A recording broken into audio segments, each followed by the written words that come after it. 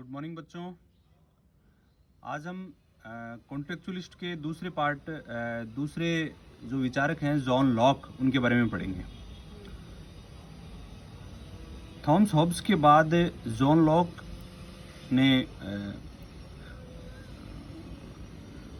राज्य की उत्पत्ति, संप्रभुता,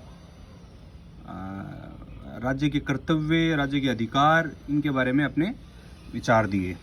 जॉन लॉक को उदारवाद की आत्मा भी कहा जाता है, क्योंकि जॉन लॉक जिस समय पैदा हुए उस समय ब्रिटेन में एक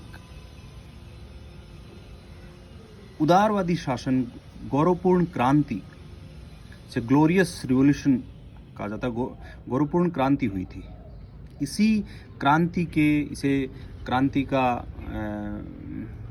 पुत्र भी कहा जाता है जॉन लॉक को। जॉन लॉक का जन्म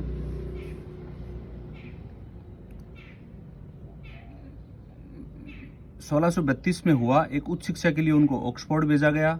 उसके बाद उन्होंने 15 वर्ष तक वे एक अर्ल ऑफ सेफ्ट्सबरी के निजी चिकित्सक और विश्वास पात्र के रूप में उन्होंने कार्य किया। लॉक जब केवल 10 वर्ष के थे तभी इंग्लैंड में राज्य पक्ष का मतलब है राजसत्ता, मतलब आप ये माने क्राउन और संसदीय पक्ष के बीच गृह युद्ध प्रारंभ हो गया, जो लगभग 8 वर्ष तक चलता रहा। इस गृह युद्ध में लॉक का प्यूरिटन संप्रदाय प्रजा पक्ष का समर्थक और राज्य पक्ष का विरोधी था। गृह युद्ध में प्रजा पक्ष की विजय हुई, स्टुअर्ट वंश को निर्वासित कर दिया गया और क्रॉमवेल की अध्यक्षता में गणतंत्र की स्थापना हुई। 1658 में क्रॉमवेल की मृत्यु के बाद निर्वासित स्टुअर्ट वंश के उत्तराधिकारी को पुनः बुलाया गया और 1600 में यह चार्ल्स द्वितीय के नाम से सम्राट बने। उसके उत्तराधिकारी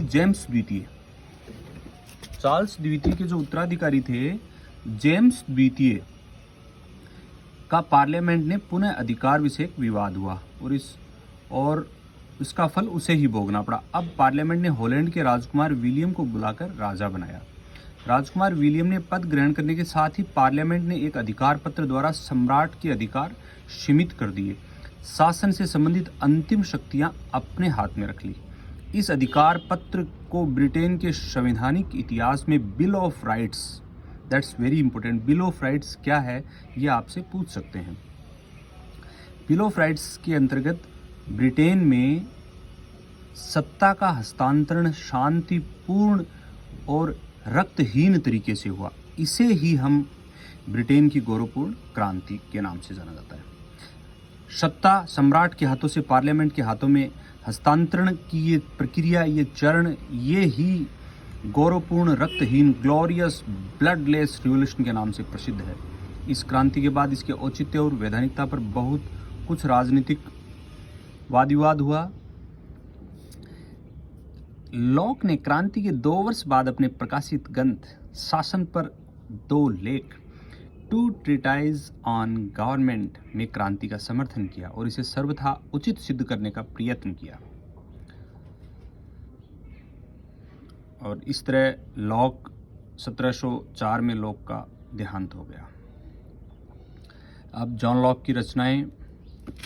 जॉन लॉक लगभग समस्त कृतियां 50 वर्ष की आयु के बाद ही प्रकाशित हुई। उसका प्रथम लेटर ऑन टॉलरेशन 1689 को प्रकाशित हुआ और उसके बाद 2 ट्रीटाइज ऑन सिविल गवर्नमेंट उसका सबसे महत्वपूर्ण, जो क्रांति के 2 वर्ष बाद प्रकाशित हुआ। 1690 में उनकी एसे कंसर्निंग ह्यूमन अंडरस्टैंडिंग प्रकाशित हुई। ठीक है, जॉन लॉक को हम सबसे ज़्यादा उनके सामाजिक समझौता सिद्धांत से जानते हैं। जॉन लॉक ने सामाजिक समझौता, जैसा कि गौरवपूर्ण क्रांति के दार्शनिक थे, उन्होंने बताया सत्ता का हस्तांतरण शांतिपूर्ण तरीके से हुआ, तो उसी तरह उन्होंने इसी चीज़ को, जो उन्होंने देखा उसी चीज़ को अपने मानव स्वभाव, प्राकृतिक चित्रण, अपने समझौते में उन्होंने बताया। मानव स्वभाव की व्याख्या उन्होंने की है कि मानव व्यक्ति दयालु है, उसमें गुण हैं, अच्छाई है, स्वाभाविक रूप से वो अच्छा है। जहां आप याद कीजिए, जहां हॉब्स ने मानव को स्वार्थी, पाशविक और पतित माना, लॉक ने उसे सहयोगी और सामाजिक माना। इस तरह दोनों एक दूसरे के विपरीत थे। प्राकृतिक अवस्था, प्राकृतिक अवस्था का चित्रण किया है कि प्राकृतिक अवस्था में लोक ने बताया कि यह प्रेम, सहानुभूति, सहयोग और दया से पूर्ण है और यह शांति, संप्रदाय, संपन्नता, सहयोग, समानता और स्वतंत्रता की अवस्था है। लोक एक जगह लिखते हैं, यद्यपि प्राकृतिक अवस्था स्वतंत्रता की अवस्था है, तथापि यह स्वेच्छाकारिता की अवस्था नहीं है।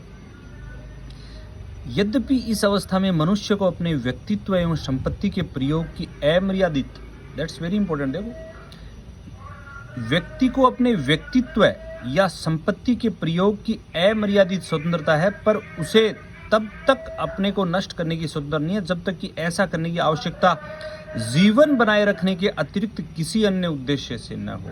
That's very very important. इसका मतलब वो ये कहते हैं कि जीवन की, यदि जहां जीवन संकट में आए वहां आप क्रांति पुनः कर सकते हो।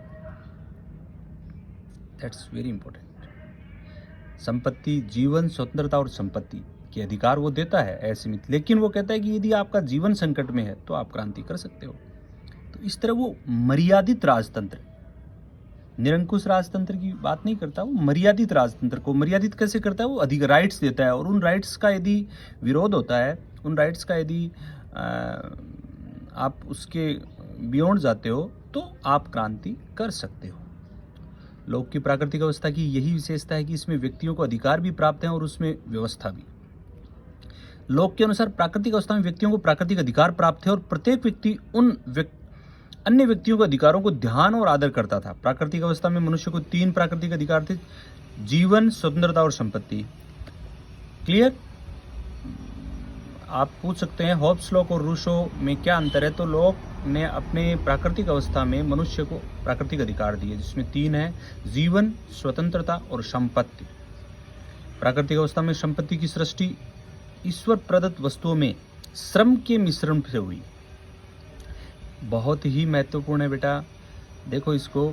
वो ये कहते हैं कि संपत्ति की रचना कैसे हुई। संपत्ति की रचना मनुष्य ने अपनी जो प्राकृतिक संपदा थी, जो पेड़ पौधे जो थे, इनमें अपना श्रम लगाया, इनमें अपना परिश्रम से तोड़ा, परिश्रम से उस जगह को साफ किया, तो वो जमीन उसकी हो गई, मतलब उसकी संपत्ति बन गई।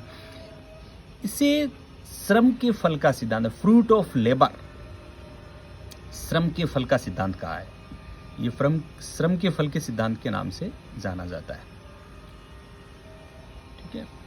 अब लोक की प्राकृतिक अवस्था में व्यवस्था भी विद्यमान थी और यह विवेक पर आधारित व्यवस्था।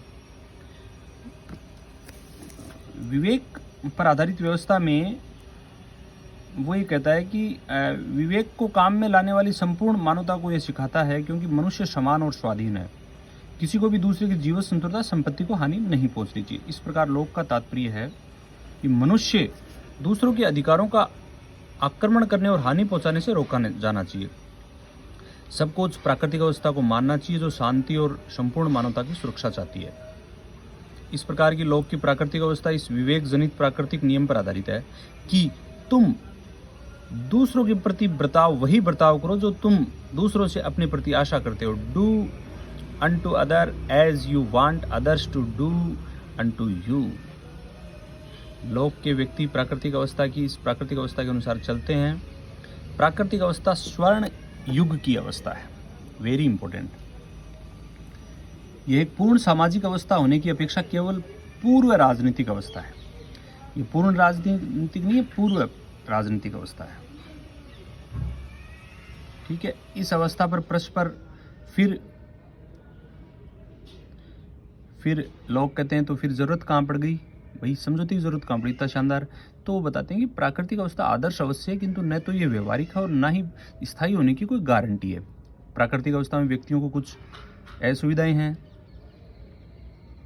और इस अवस्था की खामियां। प्राकृतिक अवस्था की पहली कमी यह है, इसमें कोई सुनिश्चित प्रकट सर्वमान्य नियम नहीं है जिसके आधार पर उचित अनुचित का निर्णय किया जा सके। प्राकृतिक अवस्था में दूसरा है, निर्णयों की क्रियान्विता करने वाली शक्ति का अभाव है। भाई आपने निर्णय किया, उसको क्रियान्वयन कौन कराएगा। ऐसी दिशा में निर्णय क्रियान्वित करने रह जाते हैं। इस प्रकार वो कहते हैं कार्यपालिका व्यवस्थापिका न्यायपालिका का अभाव है मनुष्यों, इसलिए इसके लिए मनुष्यों में 2 प्रकार के समझौते करता है। वेरी इंपॉर्टेंट, लोक 2 समझौतों की बात करता है, लेकिन स्पष्ट नहीं है दो समझौतों की करता, पहला व्यक्तियों और व्यक्तियों के मध्य, दूसरा व्यक्तियों और राजा के मध्य। ठीक है, तो इस प्रकार लोक का सामाजिक समझौता सिद्धांत दो समझौते की बात करके, पहला व्यक्ति व्यक्ति में करते हैं, प्रजा प्रजा में, दूसरा प्रजा और राजा के मध्य समझौता होने के बाद राज्य का उदय होता है और यह राज्य एक सीमित राजतंत्र की स्थापना करता है। Thank you. बाकी हम नेक्स्ट लेक्चर में पढ़ेंगे।